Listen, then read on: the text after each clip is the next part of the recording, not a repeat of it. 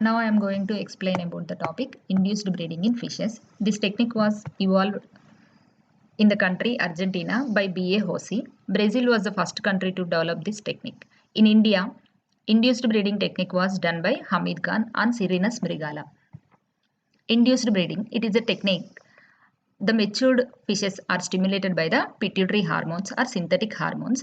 This stimulation promotes timely release of sperms and eggs from ripening of gonads. What is the necessity of induced breeding? Because of environmental conditions like rain, temperature, floods, water currents, or insufficient release of hormones in captive conditions, fishes unable to produce gametes. So we are applying this technique. What are the steps involved in this technique? Pituitary gland is also known as hypophysis. This gland is located on the ventral side of the brain, behind the optic chiasmata and below the hypothalamus. The fish head is dissected with the sharp knife. Then we have to remove the pituitary gland with the help of forceps.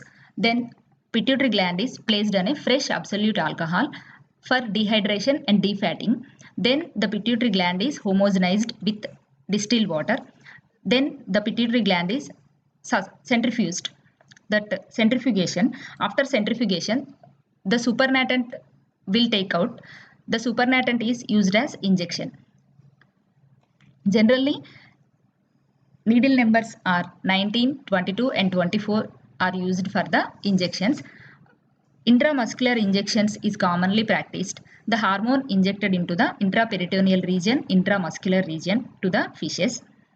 Synthetic hormones are ovoprime and ovotide are widely used in this process. Thank you.